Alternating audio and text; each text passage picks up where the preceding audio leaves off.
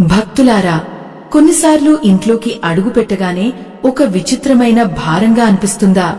పూజలు చేసినా మనసుకు ప్రశాంతత రాకపోవడం, దేవుడి ముందు నిలబడ్డా ఏదో అజ్ఞాత భయం వెంటాడటం, పిల్లలు చదువుపై దృష్టి పెట్టకపోవడం, ఇంట్లో చిన్న చిన్న విషయాలకే చికాకులు రావడం, ఇవన్నీ కేవలం పరిస్థితుల వల్లే కాదు అని పెద్దలు చెబుతారు.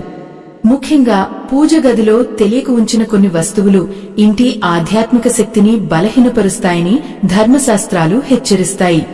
దేవుడి స్థలాన్ని పవిత్రంగా కాకుండా సాధారణ స్టోర్ రూంలా మార్చేస్తే అక్కడి సానుకూల శక్తి క్రమంగా తగ్గిపోతుంది. చాలామంది భక్తులు ప్రతిరోజు దీపం వెలిగించినా ఎందుకో వారి కోరికలు నెరవేరడం లేదని బాధపడుతుంటారు. కారణం భక్తి తక్కువ కావడం కాదు, పూజ గదిలోని ఆ చిన్న తప్పులే. ఒకప్పుడు విజయవాడలో సుబ్బారావు అనే వ్యక్తి ఉండేవాడు. అతను చాలా భక్తుడు. ప్రతి శుక్రవారం లక్ష్మీదేవికి కుంకుమ పూజ చేసేవాడు. కాని కొంతకాలంగా అతని ఇంట్లో ఒక విచిత్రమైన వాతావరణం ఏర్పడింది. రాత్రి వేళల్లో పిల్లలకు నిద్ర పట్టేది కాదు. భార్యకు ఎప్పుడూ ఆందోళన. ఇంట్లోకి వచ్చే అతిథులు కూడా ఎందుకో మీ ఇంట్లో ప్రశాంతత కనిపించడం లేదు అని అనేవారు. మొదట అతను ఇవన్నీ యాదృచ్ఛికమే అనుకున్నాడు. కాని ఒకరోజు వారి ఇంటికి వచ్చిన ఓ వృద్ధ పండితుడు పూజ గదిని చూసి ఒక్కసారిగా ఆశ్చర్యపోయాడు. అక్కడ దేవుళ్ల ఫోటోల పక్కనే పాడైపోయిన గడియారం, పాత రసీదులు, విరిగిన దీపం, ఉపయోగించని ఎలక్ట్రానిక్ వస్తువులు కూడా పెట్టి ఉన్నాయి. దేవుడి దగ్గర పాడైన వస్తువులు ఉంచడం అంటే పవిత్ర జలంలో మట్టి కలిపినట్టే అని ఆ పండితుడు చెప్పాడు. మన పెద్దలు ఇల్లు శుభ్రంగా ఉంటే లక్ష్మి నిలుస్తుంది అని ఎందుకు చెప్పారో అప్పుడు సుబ్బారావుకు అర్థమైంది. పూజ గది కేవలం ప్రార్థన చేసే ప్రదేశం కాదు, అది ఇంటి ఆధ్యాత్మిక హృదయం. ధర్మసింధు గ్రంథంలో కూడా ఒక మాట ఉంది, యత్ర శుచ్యంహ తత్ర శ్రీహి, అంటే ఎక్కడ పవిత్రత ఉంటుందో అక్కడే దైవకృప నిలుస్తుంది అని అర్థం. చాలామంది తెలియక పూజ గదిలో పాత చెప్పుల పెట్టెలు, ఖాళీ డబ్బాలు, పాడైన ఫోటో ఫ్రేములు కూడా పెట్టేస్తారు. ఇవి క్రమంగా ఇంట్లోని సానుకూల శక్తిని తగ్గిస్తాయని వాస్తుశాస్త్రం చెబుతుంది. ముఖ్యంగా విరిగిన విగ్రహాలు లేదా చీలిన దేవుళ్ల ఫోటోలు ఇంట్లో ఉంచడం చాలా అశుభంగా భావిస్తారు. ఎందుకంటే అవి భక్తిలో అసంపూర్ణతను సూచిస్తాయి. ఇప్పుడు మీరు కూడా ఒకసారి మీ పూజ గదిని గమనించండి. దేవుడి దగ్గర అనవసరమైన వస్తువులు ఉన్నాయా? ఉంటే వెంటనే తొలగించండి. ఈ దైవవాక్యాన్ని నమ్మేవారు కామెంట్స్ లో ఓం శ్రీ మహాలక్ష్మే నమః అని రాయండి. ఎందుకంటే భక్తితో చేసిన చిన్న మార్పు కూడా ఇంటి వాతావరణాన్ని మార్చగలదు. పురాణాల్లో ఒక అరుదైన కథ ఉంది. మహర్షి కౌండిన్యుడు ప్రతిరోజు విష్ణుమూర్తిని ఆరాధించేవాడు. కాని ఒకరోజు ఆశ్రమంలో పాడైన యజ్ఞ పాత్రలను అలాగే పూజ స్థలంలో ఉంచడంతో అతని ధ్యానంలో ఏకాగ్రత తగ్గిపోయింది.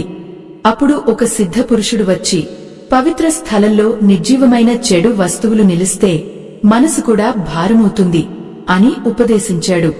ఆ తర్వాత ఆశ్రమాన్ని పూర్తిగా శుభ్రం చేసి కొత్త దీపం వెలిగించగానే అక్కడి వాతావరణం మళ్లీ ప్రకాశించింది. ఇదే రహస్యం చాలామందికి తెలియదు. కాని పూజ గదిలో ఇంకా ఒక ప్రమాదకరమైన వస్తువు ఉంటుంది. దాన్ని చాలామంది భక్తితోనే ఉంచుతారు. కాని అదే ఇంట్లో నెగటివ్ ఎనర్జీ పెరగడానికి అసలు కారణమవుతుంది. అది ఏమిటో తెలుసుకోవాలంటే తదుపరి భాగాన్ని తప్పకుండా వినాలి. ఈ ఆధ్యాత్మిక రహస్యం మీకు పూర్తిగా అర్థం కావాలన్నా, దైవానుగ్రహం దక్కాలన్నా ఈ వీడియోను ఎక్కడా ఆపకుండా చివరి వరకు చూడండి. ఆ వస్తువు ఏమిటంటే ఎండిపోయిన పూలు మరియు పాత పూజ సామగ్రి. చాలామంది భక్తులు దేవుడికి సమర్పించిన పూలను పవిత్రంగా భావించి రోజుల తరబడి అలాగే ఉంచేస్తారు.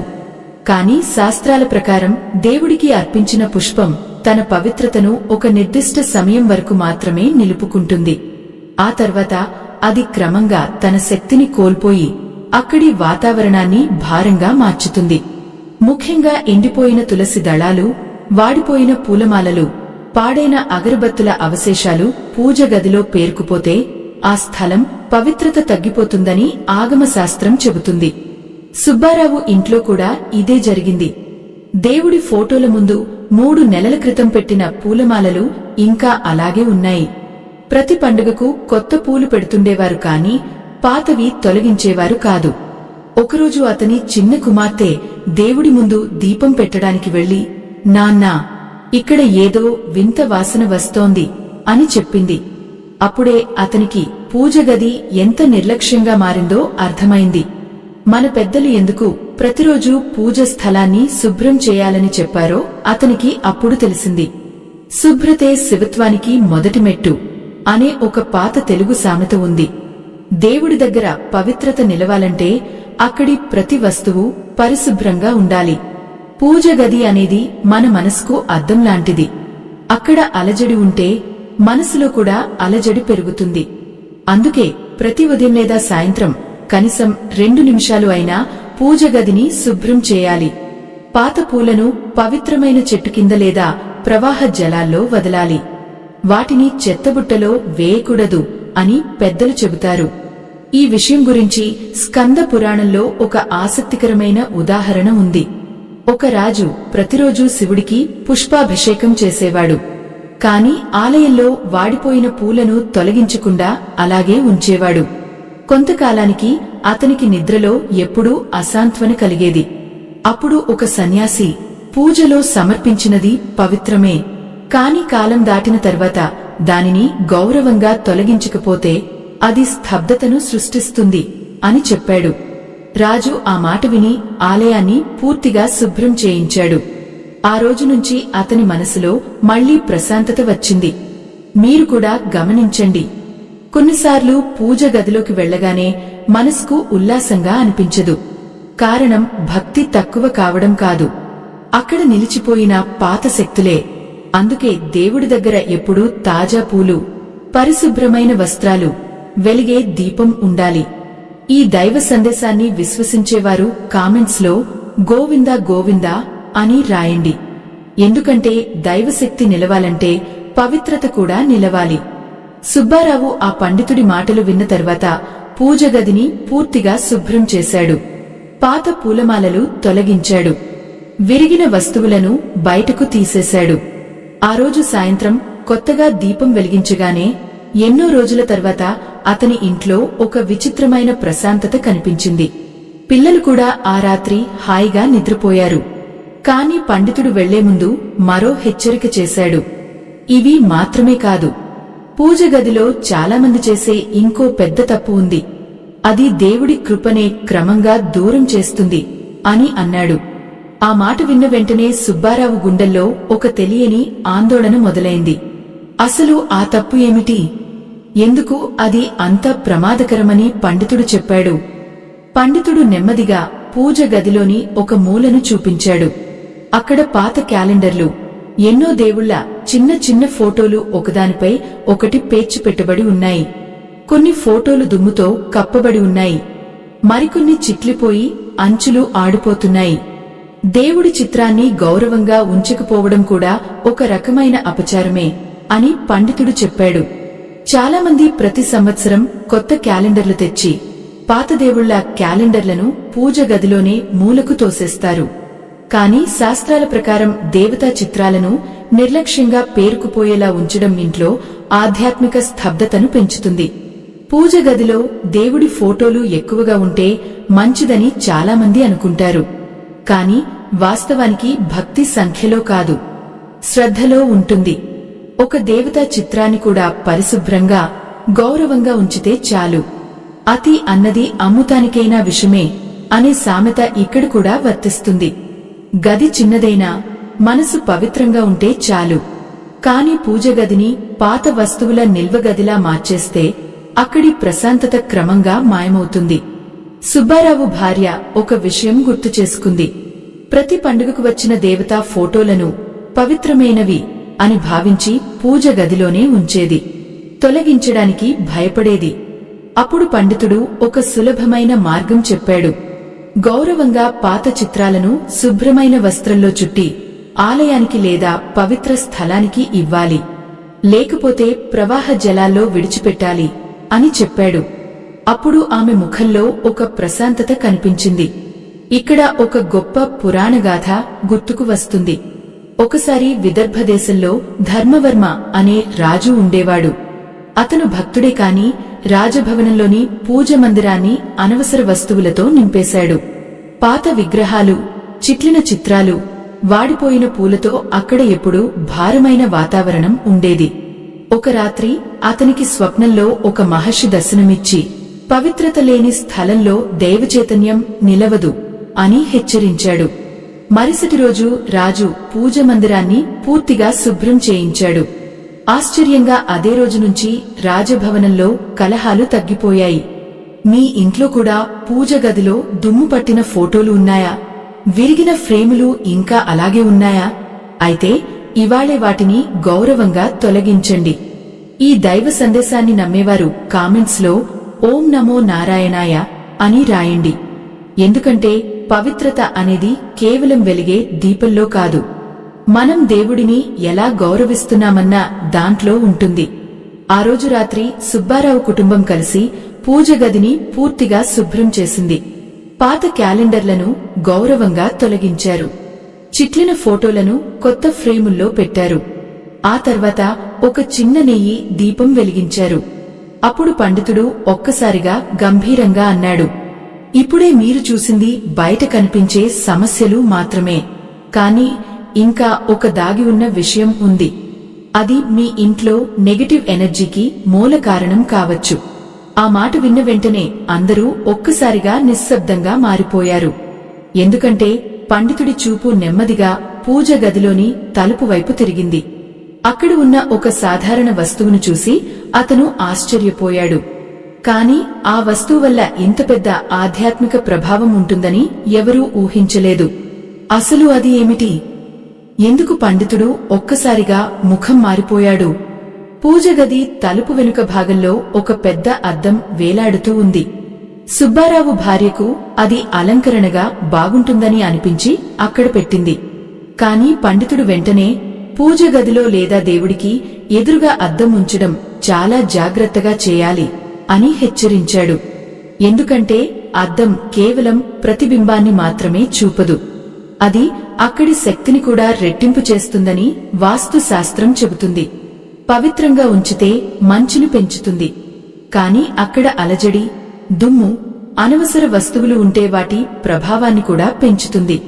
చాలామంది ఇంట్లో స్థలం తక్కువగా ఉండటంతో పూజ గదిని బెడ్రూమ్ మూలలో లేదా అల్మిరా దగ్గర ఏర్పాటు చేస్తారు.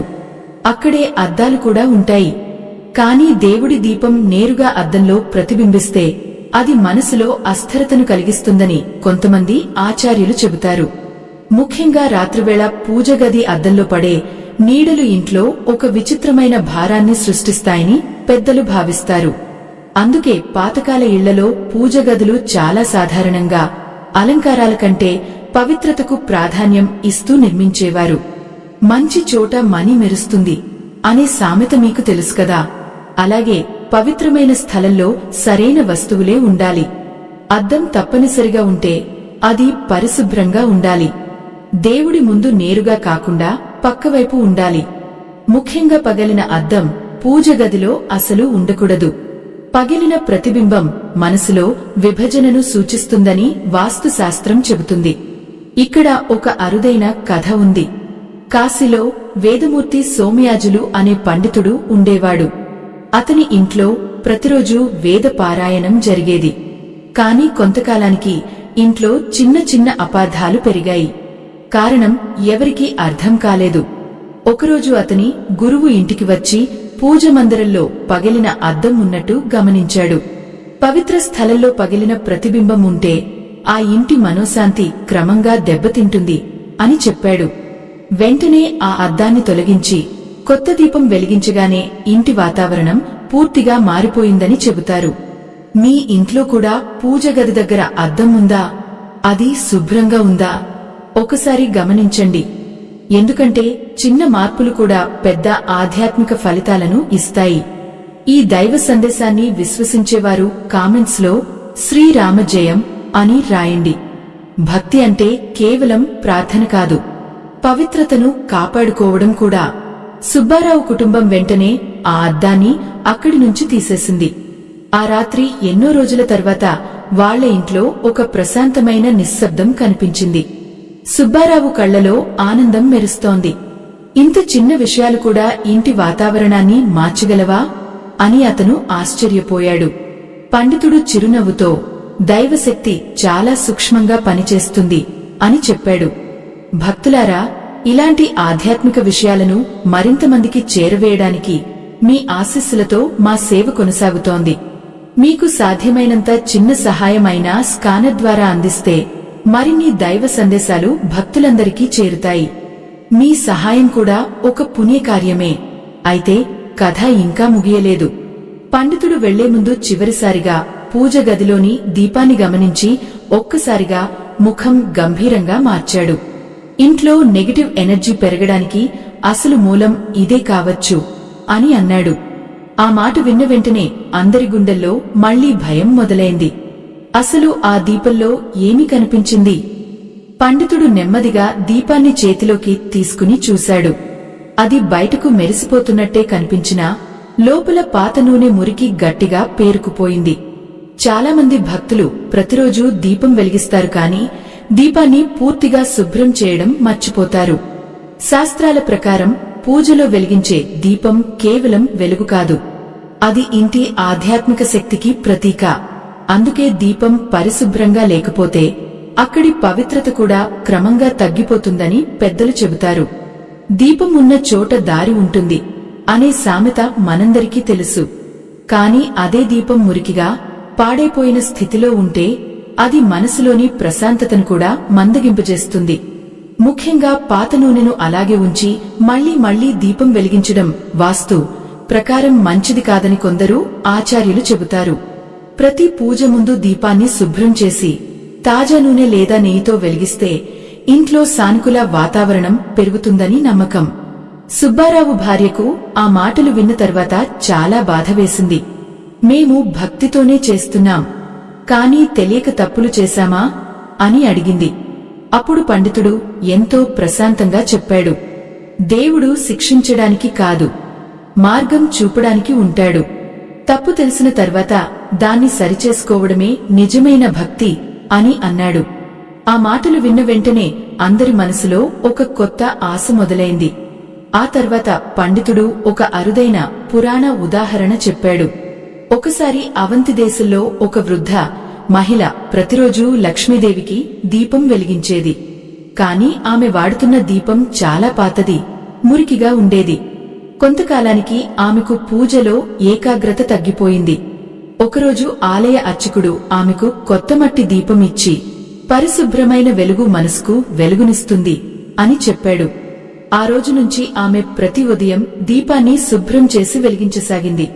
ఆశ్చర్యంగా ఆమె ఇంట్లో వాతావరణం పూర్తిగా మారిపోయిందని చెబుతారు. మీరు కూడా ఒకసారి మీ పూజ గదిలోని దీపాన్ని గమనించండి. అది పరిశుభ్రంగా ఉందా?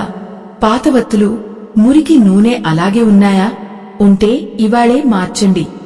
ఎందుకంటే చిన్న నిర్లక్ష్యాలు కూడా ఇంటి శక్తిని ప్రభావితం చేస్తాయి. ఈ దైవ సందేశాన్ని నమ్మేవారు కామెంట్స్ లో ఓం దీపజ్యోతిర్ నమః అని రాయండి. ఎందుకంటే వెలిగే దీపం కేవలం దేవుడి ముందే కాదు, మన జీవితంలో కూడా వెలుగు నింపాలి. ఆ రాత్రి సుబ్బారావు కుటుంబం కొత్త నెయ్యి దీపం వెలిగించింది. పూజ గదిలో మృదువైన కాంతి వ్యాపించింది. ఎన్నో రోజుల తర్వాత ఆ ఇంట్లో ఒక ఆహ్లాదకరమైన ప్రశాంతత కనిపించింది. పిల్లలు ఆనందంగా నవ్వుతున్నారు. భార్య ముఖంలో ఆందోళన తగ్గిపోయింది. సుబ్బారావు కూడా మనసులో ఒక విచిత్రమైన తేలిక అనుభవించాడు. అతను పండితుడికి నమస్కరిస్తూ, మీరు మా ఇంటిని మాత్రమే కాదు, మా మనసులను కూడా మార్చేశారు అని అన్నాడు. కాని పండితుడు వెళ్లిపోతూ చివరిసారిగా ఒక మాట చెప్పాడు. పూజ గదిలోని వస్తువులు శుభ్రం చేయడం సరిపోదు, అక్కడి ఆలోచనలు కూడా పవిత్రంగా ఉండాలి. లేకపోతే నెగటివ్ ఎనర్జీ మళ్లీ వస్తుంది. ఆ మాట విన్న వెంటనే సుబ్బారావు ఒక్కసారిగా ఆలోచనలో పడ్డాడు. ఎందుకంటే అతని జీవితంలో దాచిపెట్టిన ఒక అలవాటు ఇంకా మారలేదు. అదే చివరి రహస్యం. అది మారకపోతే ఈ మార్పులన్నీ వృధా కావచ్చు. అసలు ఆ అలవాటు ఏమిటి? సుబ్బారావుకు ఒక అలవాటు ఉండేది. ప్రతిరోజు పూజ చేసిన వెంటనే బయటకు వెళ్లి కోపంతో మాట్లాడటం, ఇంట్లో చిన్న విషయాలకే చిరాకు పడటం. దేవుడి ముందు ప్రశాంతంగా నిలబడ్డా బయటకు వచ్చాక మాటల్లో కఠినత్వం ఉండేది. అప్పుడు పండితుడు అతనికి ఒక గొప్ప సత్యం చెప్పాడు. పూజ గదిని శుభ్రం చేయడం కంటే మన హృదయాన్ని శుభ్రం చేయడం ముఖ్యము. ఎందుకంటే నెగటివ్ ఎనర్జీ కేవలం వస్తువుల వల్ల మాత్రమే కాదు, మన మాటలు, ఆలోచనలు, ప్రవర్తన వల్ల కూడా ఏర్పడుతుంది. మన పెద్దలు మాట మంత్రం అవుతుంది అని ఎందుకు చెప్పారో ఇదే కారణం. ఇంట్లో ప్రతిరోజు కోపం, అసహనం, అపవాదులు ఉంటే పూజ గదిలో వెలిగే దీపం కూడా ఆ భారాన్ని తగ్గించలేకపోతుంది. అందుకే ధర్మశాస్త్రాలు పూజ ముందు మనసును ప్రశాంతంగా ఉంచమని చెబుతాయి. దేవుడి దగ్గర కూర్చునే ముందు మనసులో ఉన్న అసూయ, ద్వేషం, కోపాన్ని వదిలేయాలి. అప్పుడు మాత్రమే ఆ స్థలంలోని దైవశక్తి మన జీవితంలో ప్రవహిస్తుంది. ఇక్కడ ఒక అద్భుతమైన పురాణ ఉదాహరణ ఉంది. ప్రాచీన కాలంలో సౌమిత్రుడు అనే ఒక భక్తుడు ఉండేవాడు. అతను ప్రతిరోజు విష్ణుమూర్తికి పూజ చేసేవాడు, కాని ఇంట్లో అందరితో కఠినంగా ప్రవర్తించేవాడు. ఒకరోజు అతనికి స్వప్నంలో ఒక మహాత్ముడు దర్శనమిచ్చి, దీపం వెలిగించే చేయి, హృదయాన్ని కూడా వెలిగించాలి అని చెప్పాడు. ఆ మాట అతని జీవితాన్ని మార్చేసింది. ఆ రోజు నుంచి అతను మృదువుగా మాట్లాడటం ప్రారంభించాడు. ఆశ్చర్యంగా కొద్ది రోజులకే అతని ఇంట్లో కలహాలు తగ్గిపోయాయి. అక్కడ ప్రశాంతత స్థిరపడింది. మీరు కూడా గమనించండి, పూజ గది పరిశుభ్రంగా ఉండటం ఎంత ముఖ్యమో మన మాటలు కూడా పవిత్రంగా ఉండటం అంతే ముఖ్యము. ప్రతిరోజు కనీసం ఒక మంచి మాట ఇంట్లో చెప్పండి. ఉదయం దేవుడి ముందు కూర్చుని 2 నిమిషాలు ప్రశాంతంగా శ్వాస తీసుకోండి. అప్పుడు ఇంటి వాతావరణంలో వచ్చే మార్పు మీకే తెలుస్తుంది. ఈ దైవ సందేశాన్ని నమ్మేవారు కామెంట్స్ లో లోక సమస్త సుఖినో భవంతు అని రాయండి. ఆ తర్వాత సుబ్బారావు జీవితంలో నిజమైన మార్పు మొదలైంది. అతను కేవలం పూజ గదిని మాత్రమే కాదు, తన మాటలను, ఆలోచనలను కూడా మార్చుకున్నాడు. ఇంట్లో కోపం తగ్గింది. పిల్లలు ఆనందంగా ఉండడం మొదలుపెట్టారు. అతని భార్య కూడా ఇప్పుడే నిజమైన ప్రశాంతత మా ఇంట్లోకి వచ్చింది అని ఆనందంతో చెప్పింది. పూజ గది మళ్లీ ఒక పవిత్రమైన స్థలంగా మారింది. అక్కడ వెలిగే చిన్న దీపం ఇప్పుడు మొత్తం ఇంటికి వెలుగునిస్తోంది. భక్తులారా, ఇలాంటి ఆధ్యాత్మిక సందేశాలు మరింత మందికి చేరడానికి మీ సహాయం ఎంతో విలువైనది. మీకు సాధ్యమైన చిన్న సహాయం అయినా స్కానర్ ద్వారా అందిస్తే మరిన్ని భక్తులకు ఈ దైవ జ్ఞానం చేరుతుంది. మీరు చేసే సహాయం కూడా ఒక పవిత్ర సేవగానే భావించబడుతుంది. చివరగా ఒక విషయం గుర్తుంచుకోండి, దేవుడు మన ఇంట్లోకి రావాలంటే ముందుగా మన హృదయంలో పవిత్రత రావాలి. పూజ గదిలోని ప్రతి వస్తువు శుభ్రంగా, గౌరవంగా ఉండాలి. కాని అంతకంటే ముఖ్యంగా మన మాటలు, మనసు, ఆలోచనలు కూడా పవిత్రంగా ఉండాలి. అప్పుడు మాత్రమే ఇంట్లో నిజమైన సానుకూల శక్తి స్థిరపడుతుంది. చిన్న చిన్న మార్పులు కూడా జీవితంలో గొప్ప ప్రశాంతతను తీసుకురాగలవు. ఈ ఆధ్యాత్మిక ప్రయాణం ఇక్కడితో ముగిసిపోయింది. స్వస్తి.